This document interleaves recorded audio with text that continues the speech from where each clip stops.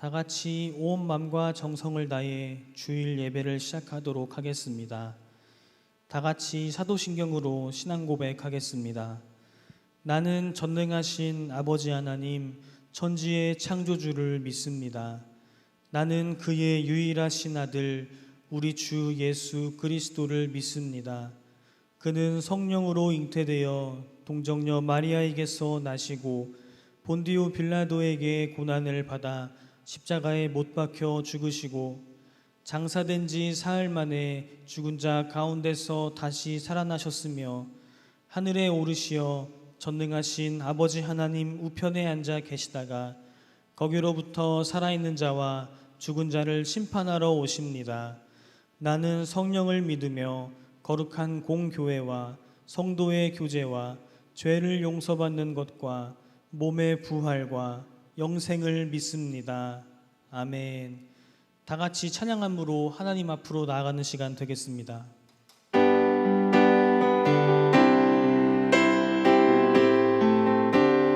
마음속에 근심 있는 사람 주 예수 앞에 다 아뢰어라. 슬픈 마음 있을 때라도 주 예수께 아뢰라. 주 예수 앞에 다 아뢰어라. 주 우리의 친구니 무엇이나 근심하지 말고 주 예수께 아뢰. 눈물 나며 깊은 한숨 쉴 때 주 예수 앞에 다 아뢰어라. 은밀한 죄 내게 있더라도 주 예수께 아뢰라. 주 예수 앞에 다 아뢰어라. 주 우리의 친구니 무엇이나 근심하지 말고 주 예수께 아뢰라. 괴로움과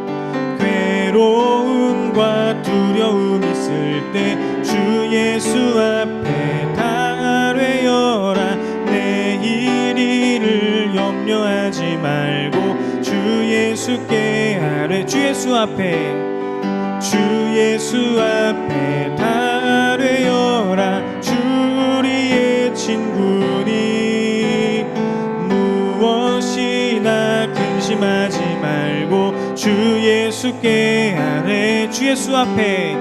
주 예수 앞에 다 아뢰어라. 주 우리의 친구니 무엇이나 근심하지 말고 주 예수께 아뢰.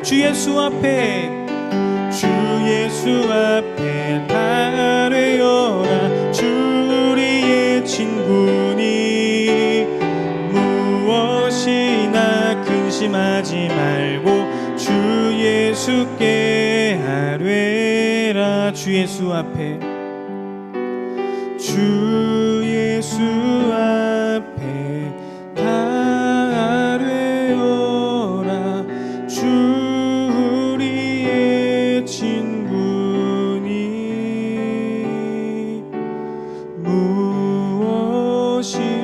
무엇이나 근심하지 말고 주 예수께 아뢰라. 주 예수 앞에 다 아뢰어라. 주 우리의 친구니 무엇이나 근심하지 말고 주 예수께 아뢰라. 보라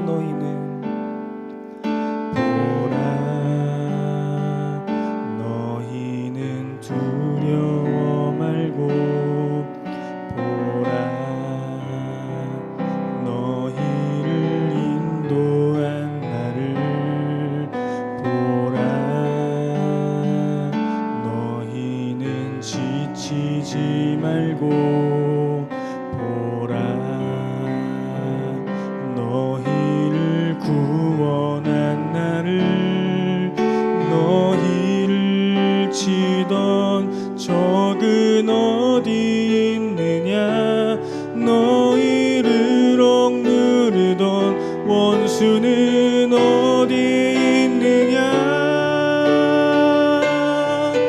보라 하나님 구원을 보라 하나님 능력을 너희를 위해서 싸우시는 주의 손을 보라 보라 하나님 구원을 보라 하나님 능력을 너희를 위해서 싸우시는 주의 손을 보라 보라 너희는 두려워 말고 보라 너희는 두려워 말고 보라 너희를 인도한 나를 보라 너희는 지치지 말고 보라 너희를 구원한 나를 너희를 치던 적은 어디 있느냐 너희를 억누르던 원수는 어디 있느냐 보라 하나님 구원을 보라 하나님 능력을 너희를 위해서 싸우시는 주의 손을 보라 보라 하나님 구원을 보라 하나님 구원을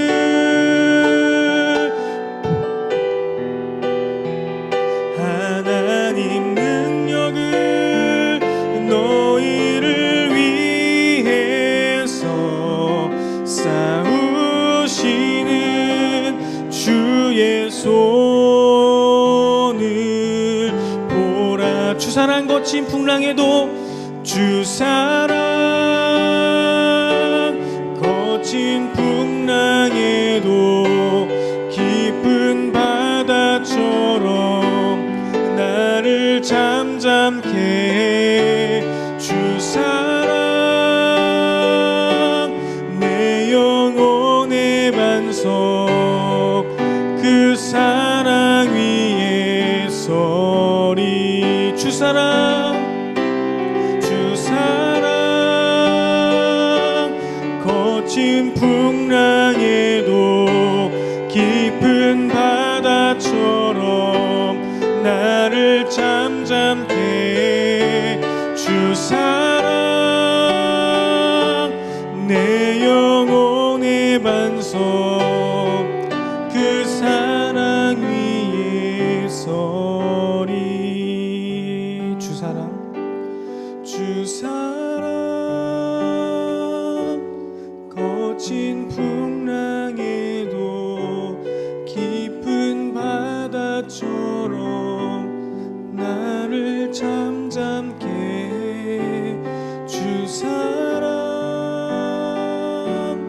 내 영혼의 반석 그 사랑 위에 서리 주 사랑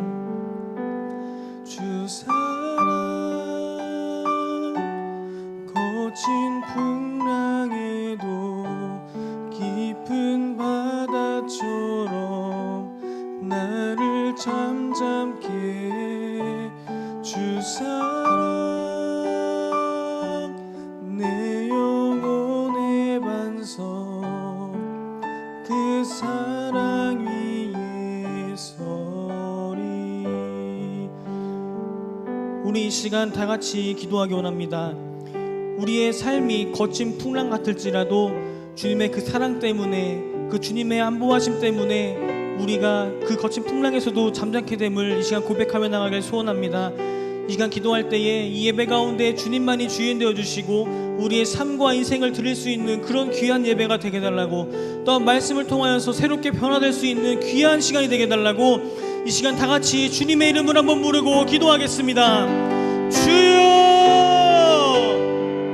아버지 하나님, 이 시간 우리와 함께하여 주시옵소서. 주님 예배 가운데 주님이 함께하여 주시옵소서. 주님께만 영광 돌릴 수 있도록 인도하여 주시옵소서. 주님만 바라보며 나갈 수 있도록 인도하여 주시옵소서. 주님을 바라보지 못하고 이 세상 것들을 따랐던 우리를 용서해 주시고 아버지 하나님, 우리의 인생과 우리의 삶을 드릴 수 있는 예배가 되게 하여 주시옵소서. 아버지 하나님, 이 시간 저희를 불쌍히 여겨 주시옵소서. 주님을 따르지 못했던 것을 주님 용서하여 주시옵소서. 아버지 하나님의 사랑과 주님의 그 크신 은혜가 이제 있길 간절히 소원합니다. 아버지 하나님, 주님 거친 풍랑 같은 우리 인생과 삶을 주님께 드리오니 주님 잠잠케 하여 주시옵소서. 우리 마음이, 우리 모든 영혼이 주님께만 향할 수 있도록 아버지 하나님 인도하여 주시옵소서. 마음속의 모든 근심을 주님 앞에 드리며 나갈 수 있도록 인도하여 주시고 아버지 하나님, 이 세상을 두려워하는 것이 아니라 주님을 두려워하며 살아갈 수 있는 저를 되게 하여 주시옵소서.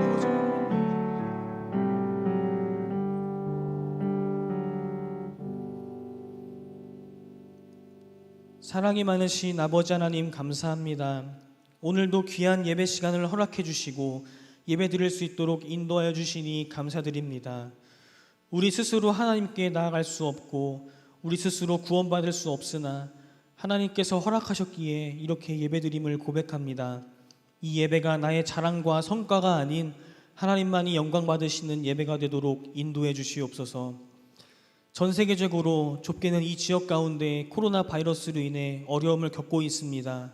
불쌍히 여겨주시고 속히 이 어려움이 해결되어 교회 공동체가 살아나게 해주시고 공동체가 드리는 예배로 드려질 수 있도록 인도해 주시옵소서. 또한 이럴 때일수록 하나님을 더욱더 발견하고 가까이 하는 시간 될 수 있도록 하시고 하나님의 뜻을 발견하도록 인도해 주시옵소서. 질병으로부터 우리 성도님들을 지켜주시기를 원합니다. 질병으로부터 지켜주셔서 이웃사회에 걱정과 피해를 주지 않게 되기를 원합니다. 하나님 사랑뿐만이 아니라 이웃사랑을 실천하는 코로나 시대가 되도록 인도하여 주시옵고 교회와 성도가 세상의 덕이 되며 어둠 가운데 있는 사람들을 빛 가운데로 인도하는 사명을 잘 감당하게 하여 주시옵소서. 말씀을 듣는 가운데 새롭게 변화되는 시간 되게 하여 주시고 우리의 인생의 문제와 삶의 문제가 해결되는 시간 되게 하여 주시옵소서. 이 말씀이 우리 안에서 머무르지 않게 하시고 입술로 고백하고 증언하여서 수많은 사람들을 주님께로 인도하는 저희들 되게 하여 주시옵소서. 충분히 받은 은혜를 세어보고 그 은혜를 흘려보내어 생명이 생명나는 역사가 나타나게 하여 주시옵소서. 오늘 이 예배가 주님께만 드려지는 예배가 되고 주님께만 영광 올려드려지는 예배가 되기를 소원합니다. 하늘에 속한 자로 예배드리게 하여 주시옵소서. 우리의 구원자 되시며 우리 안에 계시며 앞으로 오실 예수님의 이름으로 기도드립니다. 아멘.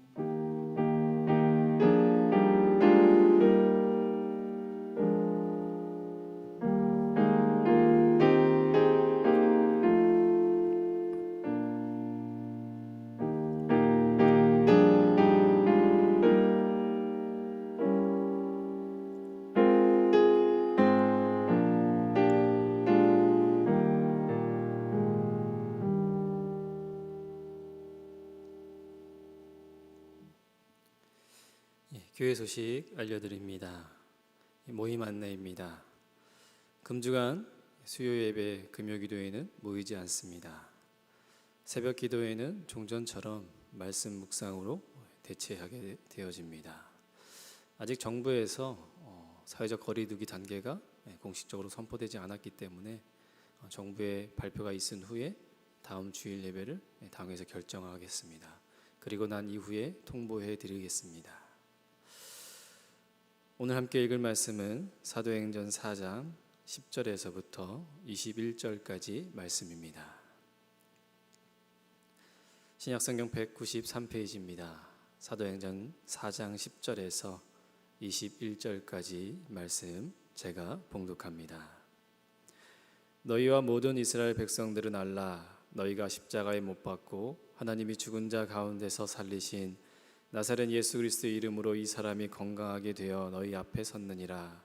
이 예수는 너희 건축자들의 버린 돌로서 집 모퉁이의 머릿돌이 되었느니라. 다른 이로서는 구원받을 수 없나니 천하 사람 중에 구원받을 만한 다른 이름을 우리에게 주신 일이 없음이라 하였더라. 그들이 베드로와 요한이 담대함을 말함을 보고 그들을 본래 학문 없는 범인으로 알았다가 이상히 여기며 또 전에 예수와 함께 있던 줄도 알고 또 병 나은 사람이 그들과 함께 서 있는 것을 보고 비난할 말이 없는지라. 명하여 공회에서 나가라 하고 서로 의논하여 이르되 이 사람들을 어떻게 할까? 그들로 말미암아 유명한 표적이 나타난 것이 예루살렘에 사는 모든 사람에게 알려졌으니 우리도 부인할 수 없는지라. 이것이 민간에 덮어지지 못하기에 그들을 위협하여 이후에는 그 이름으로 아무에게도 말하지 말게 하자 하고 그들을 불러 경고하여 도무지 예수의 이름으로 말하지 말고 가르치지도 말라 하니 베드로와 요한이 대답하여 이르되 하나님 앞에서 너희의 말을 듣는 것이 하나님의 말씀을 듣는 것보다 옳은가 판단하라. 우리는 보고 들은 것을 말하지 아니할 수 없다 하니 관리들이 백성들 때문에 그들을 어떻게 처벌할 방법을 찾지 못하고 다시 위협하여 놓아주었으니 이는 모든 사람이 그 된 일을 보고 하나님께 영광을 돌림이라. 아멘. 반갑습니다. 한 주간도 하나님의 지키심과 돌보심 가운데 평안히 살아가셨습니까? 코로나로부터 성도님들의 안전하기를 기도하고 또 삶의 터전에 어려움이 없고 또 여러 가지 아픔이 없기를 간절히 소망합니다. 요새 들어 교회에 대한 반감과 또 기독교에 대한 어떤 반발심이 어떤 기사나 매체를 통해서 또 그 기사에 대한 댓글들을 통해서 보게 되어집니다. 사회적 분위기가 코로나로 인해서도 이기도 하지만 교회를 향해 지탄하게 되어지고 또 교회를 향해 비난하게 되어지는 것을 심창시 않게 보게 되어집니다. 아마 실생활은 더 그런 것 같습니다. 기독교를 바라보는 시각, 교인들을 바라보는 시각이 예전 같지 못하고 또 반감 어린 눈으로 바라보는 모습을 우리가 발견되게 되어집니다. 여러분, 코로나도 있지만 그간 한국 교회가 또 교회가 성도들이 보여온 행태들이 사실 반성해야 될 부분이 많이 있는 것 같습니다. 교회가 교회다움을 찾지 못하고 교회다운 모습으로 이 땅 가운데 드러내지 못하고 빛과 소금의 사명을 감당해야 할 교회가 그 소금의 맛을 잃어버리게 되었기 때문에 어찌 보면 세상으로부터 지탄받고 도전받고 비난받는 것이 당연한 결과일 수도 있겠습니다. 우리가 반성해야 될 것 같습니다. 교회로서 또 하나님 주신 성도로서 우리가 그리스도의 증인의 사역을 다하지 못하고 바른 교회로서 세워나가지 못한 부분들은 분명히 반성해야 되고 되짚어 봐야 하고 돌이켜야 될 부분입니다.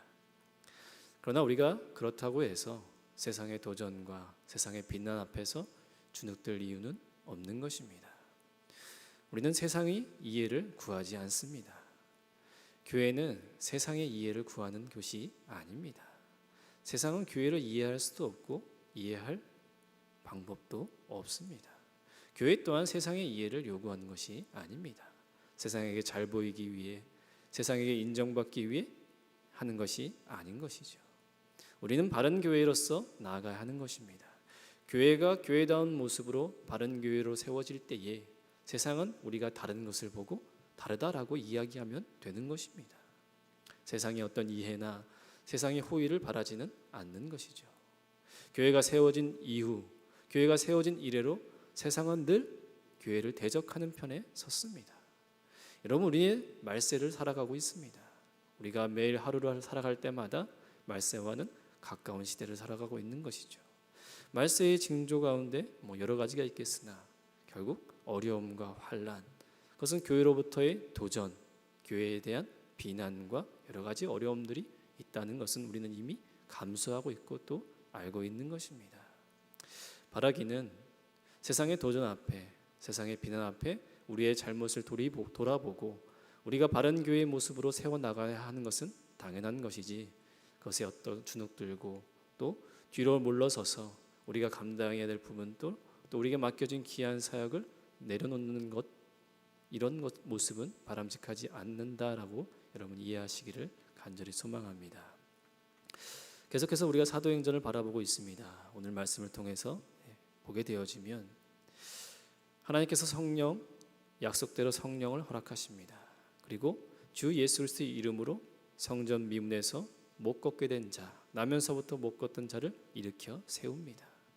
사도들을 통해서 그리스도와 함께 하심을 나타내었고 그 표적을 통해 많은 사람들이 사도들을 주목하게 되어집니다.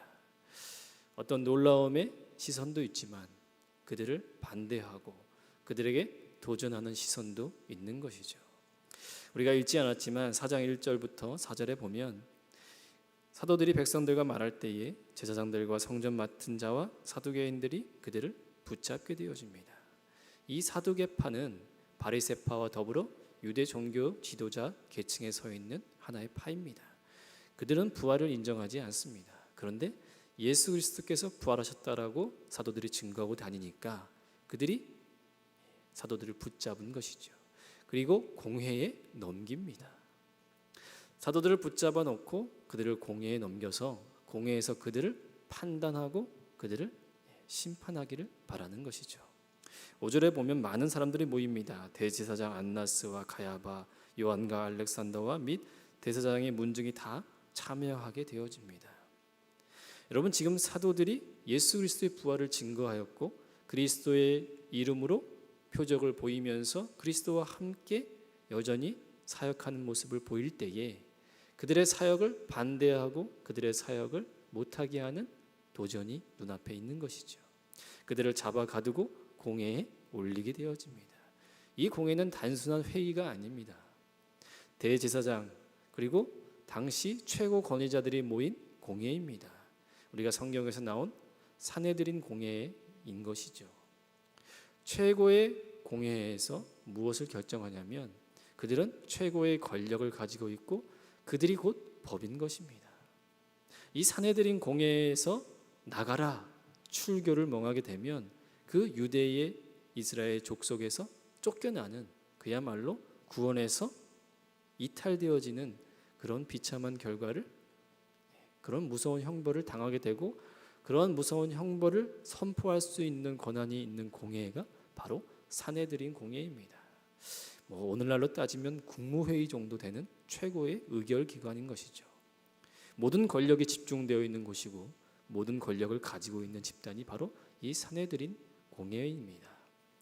이 사두개파 사람들이 이 사도 베드로와 요한을 붙잡아다 공회에 올린 것이죠. 어찌 보면 그들을 잡아다 공회에 맡긴 것이지만 하나님께서 그들을 공회의 자리까지 이끌어 가시는 겁니다. 그리고 그들은 최고의 그 공회의 자리에 서게 되어지는 것이죠. 교회가 태어나고 성령의 약속 가운데 임하시고 교회가 생겨나게 된 이후에 우리는 한 가지 표적을 만나게 되어집니다. 성전 미문에 앉아서 나면서부터 못 걷게 된 자를 일으킨 사건을 기억하십시오. 그 사건은 예수님께서 여전히 교회와 함께 하신다는 것을 보여주는 하나의 표적입니다. 그리고 이제 앞으로 교회가 시간 속에서 세상의 역사 속에서 어떠한 행보를 보일 것인지를 보여주는 하나의 출발점이라고 말씀드렸습니다. 그리고 그 교회가 출발하는 시점에 바로 사도행전 4장의 사건을 만나게 되어지는 것이죠. 사도들이 붙잡혔습니다. 그리고 공회에 끌려가게 됩니다. 여러분, 공회에 가면 뭐 좋은 것 있겠습니까? 가서 판단받고 심판받고 형벌받고 그런 곳인 것이죠. 교회는 세상 앞에 도전을 당하게 되어지는 겁니다. 앞으로 시간 속에서 교회가 나아가야 할 길은 탄탄대로가 아닙니다.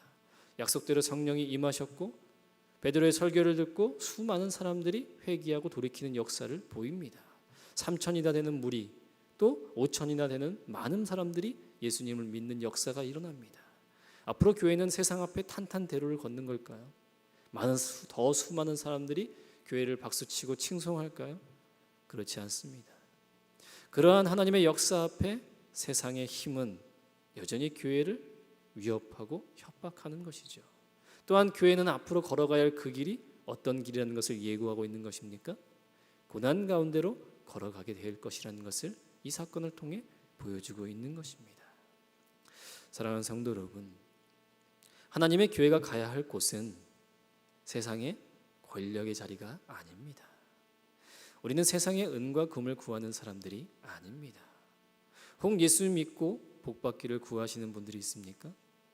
혹 예수 믿어서 내 삶이 더 나아지길 기대하시는 분이 있습니까? 죄송합니다. 예수님을 믿는다는 것, 우리가 교회로서 하나님의 바른 교회가 되어진다는 것은 그것과는 거리가 좀 먼 곳입니다. 교회가 가야 할 곳은 세상의 도전에 직면한 자리이고요. 교회가 걸어가야 할 앞으로의 길은 고난의 한가운데 있는 길입니다. 십자가를 지고 가야 할 길이고요. 주님과 같이 낮은 곳으로 가야 할 곳이 바로 교회가 가야 할 곳이다라는 것을 이 사건을 통해 예고하고 계시는 겁니다. 사랑하는 성도 여러분, 우리는 하나님이 부르신 교회입니다. 예수 그리스도의 이름으로 교회가 되었고 성령께서 우리와 함께 하심으로 우리가 성도라, 교회라 부름받은 사람들입니다.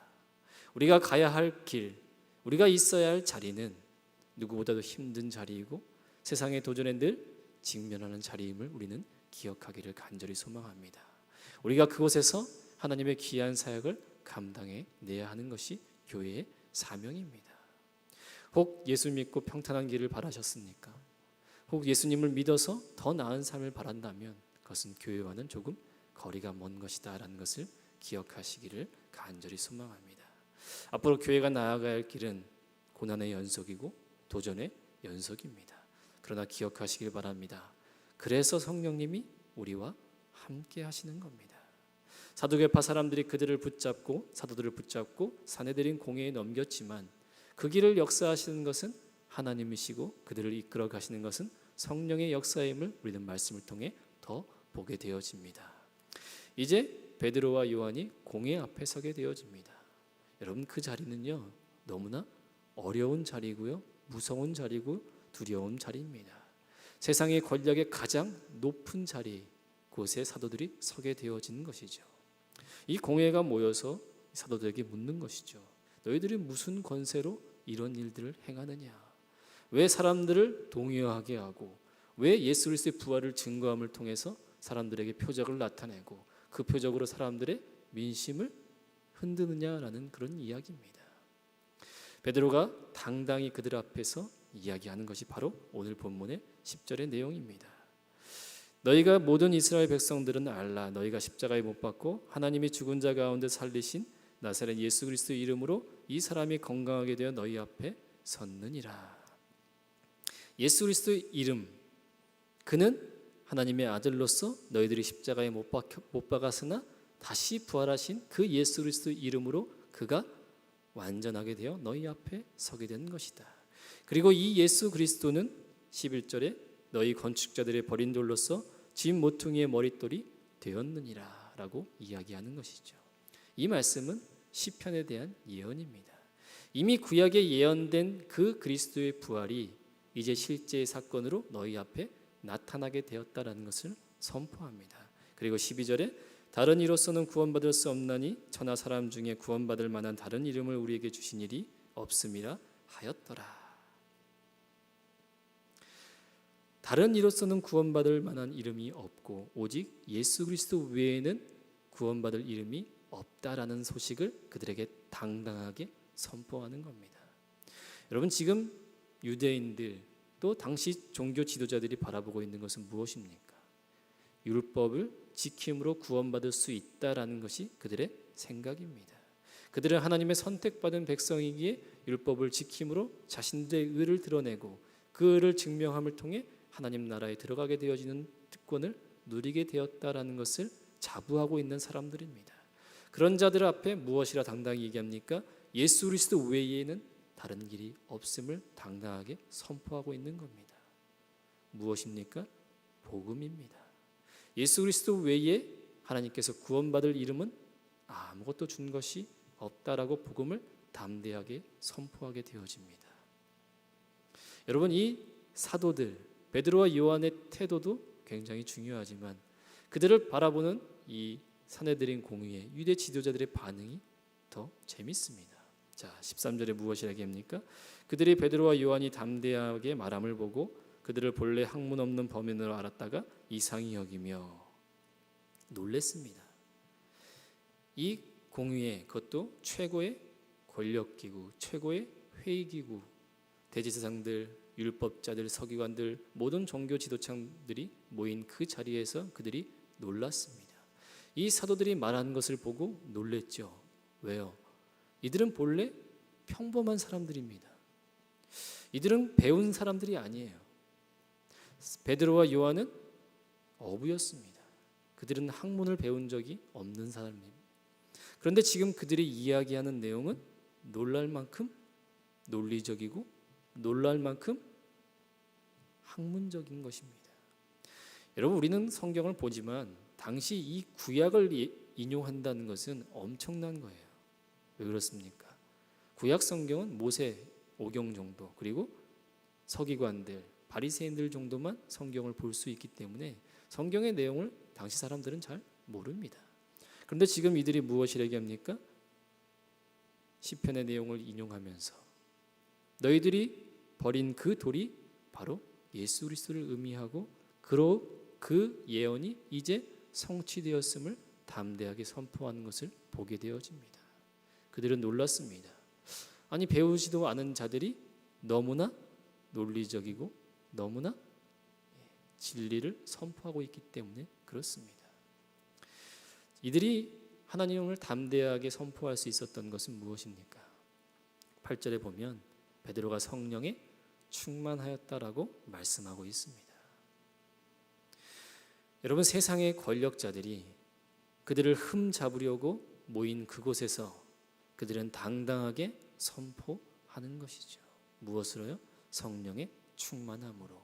무엇으로요? 진리로서 복음을 선포하고 있는 겁니다. 도무지 이 공의의 사람들이, 대제사장들, 서기관들이 흠을 잡을 데가 없는 겁니다. 그들이 선포한 내용은 진리였고 그 증거가 바로 그들 앞에 나면서부터 못 걷게 된 자들이 보여준 증거가 명확하게 있으니까 더 이상 할 말이 없는 거예요.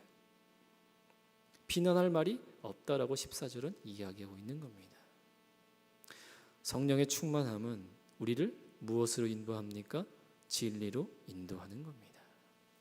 세상의 권력은 진리의 여부를 따지지만 복음은 진리이기 때문에 그것을 따질 수 없고 잴 수 없는 겁니다.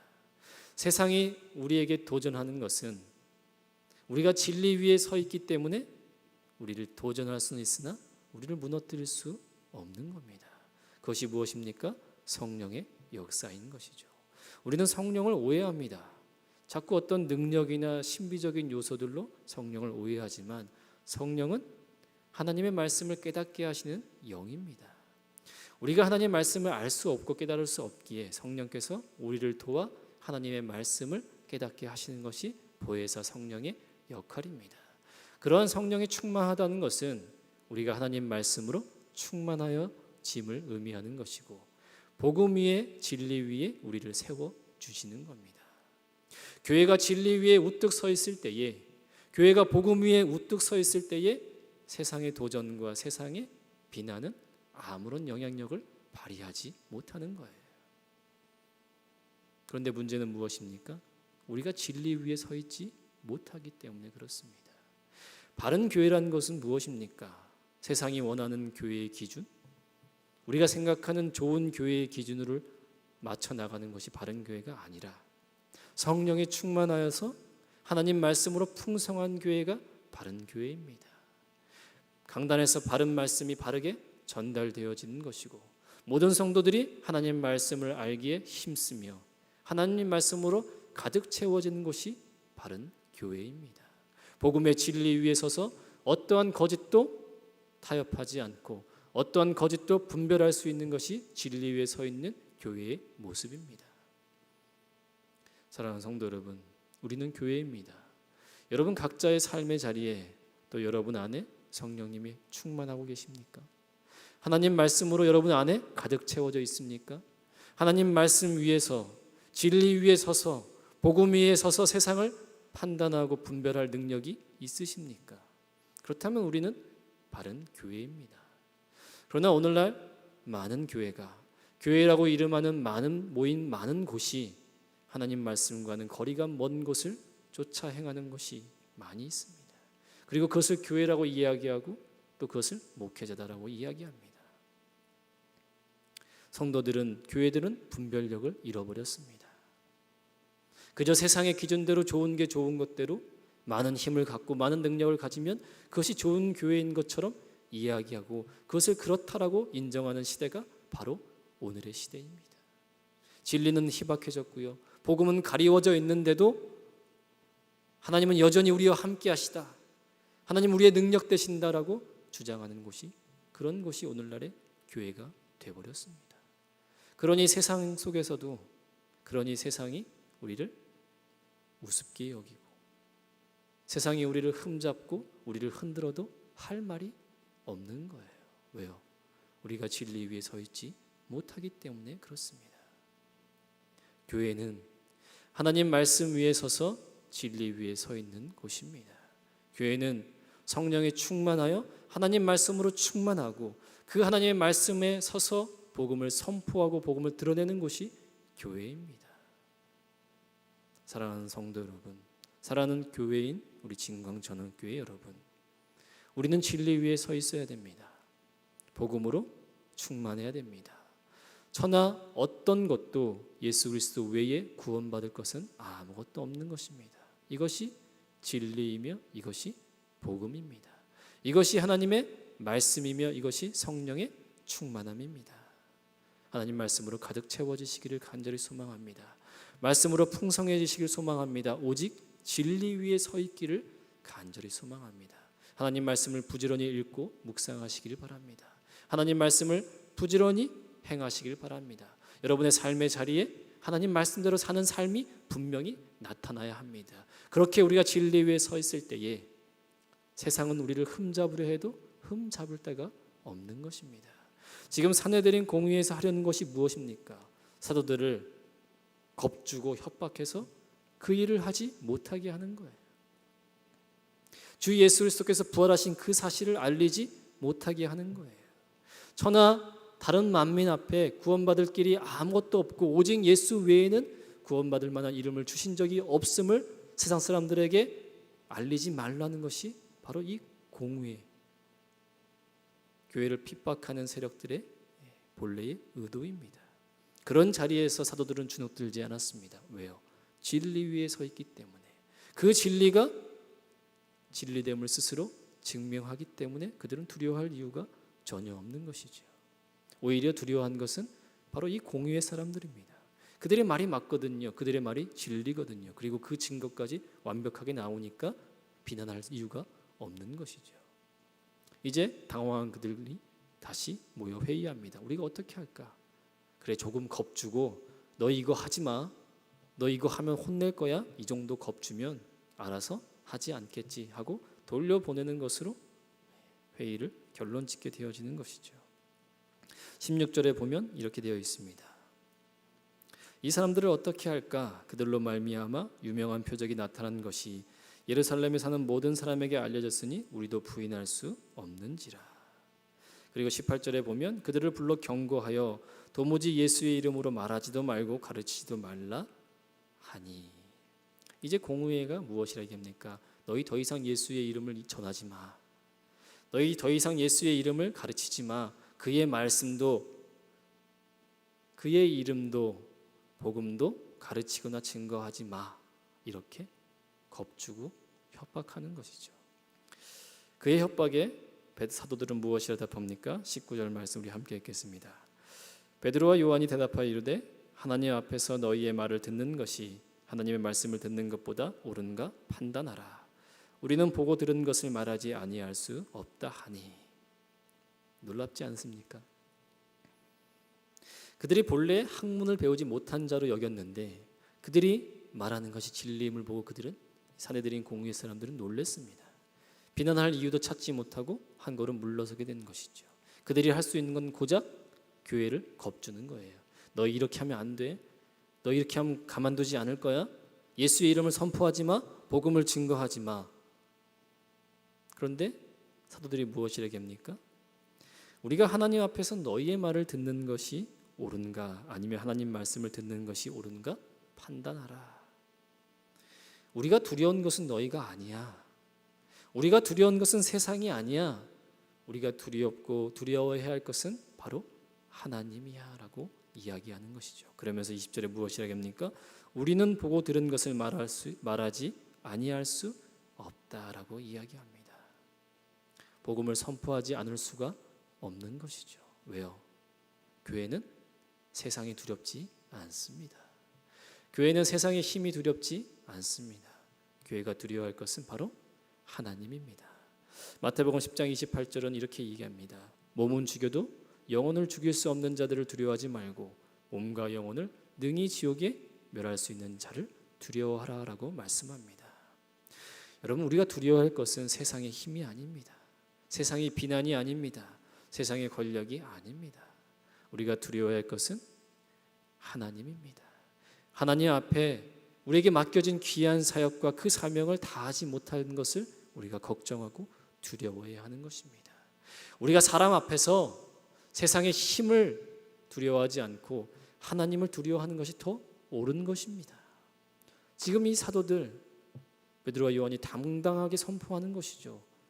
너희 복음을 증거하지 마, 예수 그리스도의 이름을 증거하지 마라는 그의 협박 앞에 우리가 두려워할 것은 너희가 아니야. 우리가 두려운 것은 하나님이고 그 하나님이 옳다고 하신 일을 우리는 할 수밖에 없어. 우리가 해야 될 일, 교회의 본질이 주 예수 그리스도의 이름을 증거하는 그 일인데 그 일을 막아선다고 우리가 그 일을 멈출 수가 없다라고 말하고 있는 것입니다. 이것이 교회입니다. 여러분, 무엇이 두렵습니까? 세상의 비난이 두렵습니까? 세상의 도전이 두렵습니까? 우리 앞에 놓여진 고난의 삶이 두렵습니까? 여러분, 우리가 가장 두려워하는 것은 무엇입니까? 아마도 우리가 두려워하는 것은 내일일 것 같습니다. 내일 뭐 먹지? 내가 내일 잘못 살면 어떡하지? 지금 내가 이만큼 사는데 내일은 이만큼을 유지하지 못하면 어떡하지? 내일 굶으면 어떡하지? 내일 내 삶이 무너지면 어떡하지? 아마 우리의 걱정의 대부분은 내일에 있는 것 같습니다. 여러분, 교회는 내일을 두려워하지 않습니다. 교회는 하나님을 두려워하는 것이고 맡겨진 귀한 사명과 그 사역을 내려놓는 것을 두려워해야 하는 것입니다. 우리가 사람 앞에서 옳은 것을 하자고 모인 자리가 아닌 것이죠. 사람들을 위해서 사람들을 보기 좋은 것을 하려고 모인 곳이 아닙니다. 교회는 주 예수 그리스도의 이름을 증거하는 것이고요, 복음을 세상 앞에 선포하는 것이 바로 교회입니다. 무엇이 두렵습니까? 무엇이 걱정되십니까? 무엇이 염려되십니까? 내 사업이 안 돼서 내가 잘 먹고 잘 살지 못하면 어떻게 하지가 두렵습니까? 사랑하는 성도 여러분, 우리는 보고 들은 것을 말하지 않을 수가 없는 것입니다. 하나님 내게 주신 그 은혜를 선포하지 않을 수가 없는 것입니다. 주 예수 그리스도께서 나를 위해서, 나의 죄를 위해서 나를 구원하시기 위해 십자가에 못 박혀 죽으심을 우리는 부정할 수가 없는 것이고 부인할 수가 없는 것입니다. 그것을 말하지 않을 수도 없고 세상이 말하지 말라 한들 멈출 수도 없는 것이죠.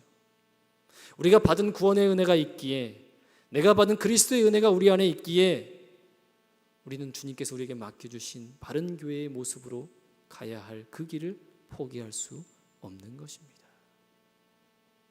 사랑하는 성도 여러분, 사랑하는 교회 여러분, 혹시 하나님께서 우리에게 주신 그 사역을 잠시 내려놓고 있지는 않습니까? 하나님이 나를 어떻게 여기까지 인도하셨는지 그 은혜를 우리가 잠시 잊고 살진 않습니까? 지금까지 지나간 삶 동안 나를 먹이시고 입히신 그 하나님의 돌보심을 까먹고 있지는 않습니까? 기억하시기를 간절히 소망합니다.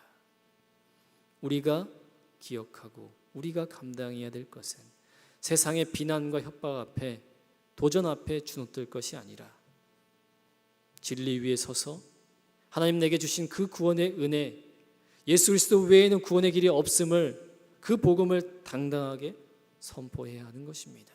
그 길이, 그 자리가 아무리 고난스럽고 험난하고 무겁다 한다 할지라도 우리는 우리에게 베푸신 그 은혜를 증거하지 않을 수가 없는 것이고 우리에게 맡겨진 그 사명의 자리, 그 사역을 내놓을 수가 없는 것입니다. 그리스도께서 나를 위해 십자가에 못 박혀 죽으신 그 사실을 부인할 수 없기에 우리는 매일 십자가를 감당하고 살아가야 하는 것입니다. 거기에 복음의 능력이 있는 것이고, 그것에 하나님의 역사가 있는 것이고, 그것에 교회의 능력이 있는 것입니다. 그렇기 때문에 성령께서 함께 하시고 그 일을 위해 성령이 충만한 것이지, 다른 것을 위해 성령께서 충만으로 우리를 도우시는 것이 아닌 것입니다. 사도들이 교회로서의 많은 사역들을 감당하기에 앞서 그 출발, 그들의 도전 앞에 섰을 때에 성령의 충만함으로 담대히 선포할 수 있었고, 교회로서 주어진 복음을 그들 앞에서도 당당히 선포할 때 그들은 결코 사도들을 막아설 수 없는 것을 보게 되어지는 것입니다. 결국 21절에 보면 방법을 찾지 못하고 그냥 위협하는 것으로 너희 그러지 마, 너희 예수 그리스도 이름을 증거하지 마 하는 정도로 사도들을 풀어주게 되어집니다. 이 또한 하나님의 영광이 되어지고 이것을 통해 하나님께 돌아선 자들이 많아지는 놀라운 역사를 보여지게 되어지는 것입니다. 이것이 성령의 역사이고 이것이 성령의 충만한 교회인 것입니다.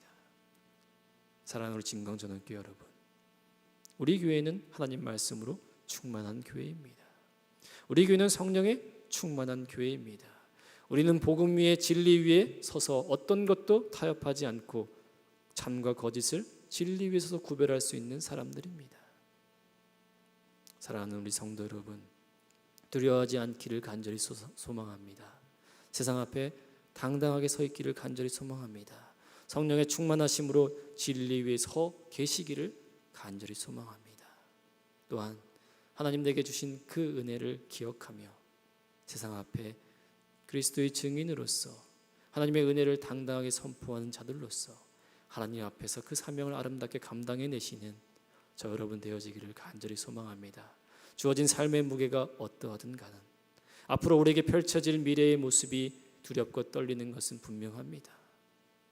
그러나 그 길을 우리가 포기할 수 없고 그 길을 우리가 믿음으로 감당해야 할 것이 성령의 충만한 교회이기에 성령의 충만함을 구하시기를 간절히 소망합니다. 성령의 충만함으로 믿음으로 승리하는 한 주간의 삶, 우리 진광전도교회 모든 성도들 되어지기를 간절히 소망합니다. 함께 기도하겠습니다. 사랑의 하나님, 비록 코로나 속에서 함께 모여 예배드리지 못함이 참으로 안타깝고 마음이 무겁습니다. 그러나 여전히 우리와 함께 하신 하나님의 동행하심이 있기에 세상 앞에 두렵지 않기를 원합니다. 오직 진리 위에 서 있기를 간절히 소망합니다. 하나님 말씀으로 충만해지기를 원하며 복음의 진리 위에 우뚝 서서 시대를 분별할 수 있고 거짓을 가려낼 수 있는 지혜로운 성도, 지혜로운 교회 될 수 있기를 간절히 소망합니다. 세상의 협박 앞에, 세상의 도전 앞에 주눅들지 않게 하시고 뒤로 물러서지 않게 하시고 주저하지 않게 하시고 세상의 도전 앞에 당당히 맞서며 성령의 충만함으로 진리 위에 서서 세상을 이겨나갈 수 있기를 원하며 맡겨진 귀한 사명을 아름답게 감당할 수 있는 우리 진광전도교회 모든 성도들, 우리 진광전도교회 모든 교회들 될 수 있도록 주께서 은혜를 베풀어 주시기를 주여 간절히 바라고 소망합니다. 하나님, 우리에게 닥친 그 현실이 두렵지 않기를 원합니다. 염려와 걱정보다는 하나님 주신 믿음으로 승리하며 성령의 충만함으로 주어진 삶을 감당할 수 있기를 원하며 한 주간의 삶도 코로나의 위기 속에서 또 여러 가지 어려움 속에서도 성도들을 보호하실 것을 믿음으로 바라보며 담대하게 나아가며 승리하는 우리 진광전도교회 모든 성도들 될 수 있도록 주께서 함께하여 주시옵소서. 모든 것 주님께 맡겨드립니다. 이 모든 말씀 우리를 권하신 예수님의 이름으로 기도드립니다. 아멘.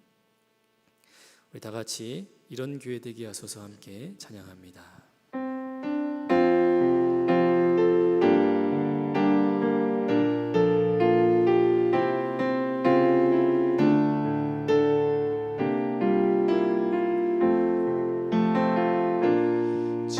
진정한 예배가 숨쉬는 교회, 주님이 주인 되시는 교회, 믿음의 기도가 쌓이는 교회, 최고의 찬양을 드리는 교회,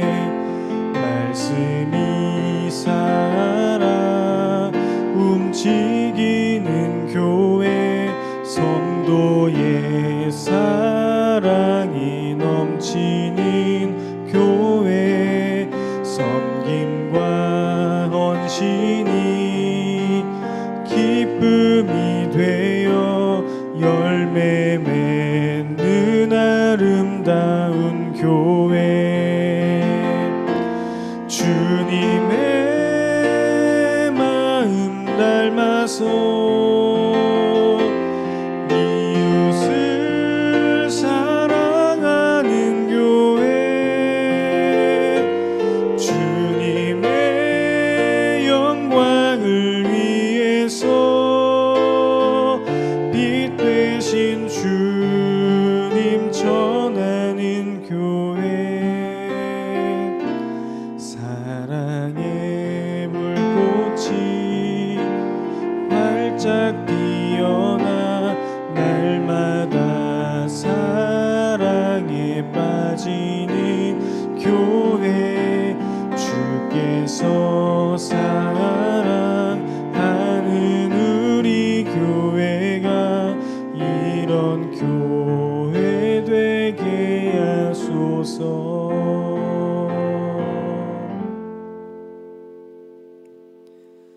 이제는 우리 주 예수 그리스도의 크신 은혜와 하나님 아버지 무한하신 사랑과 성령님의 인도하심과 보호하심과 함께하심이, 비록 코로나로 인해서 예배당에 모여 예배드리지 못하지만 영상으로 각 가정에서 있는 곳에서 예배드리는 우리 진광초등학교 모든 성도들 머리 위에, 그들의 일터와 삶의 터전과 가정 위에, 우리 진광초등교회 위에, 이 나라 이 민족 위에 이제로부터 영원토록 함께 있을지어다. 아멘.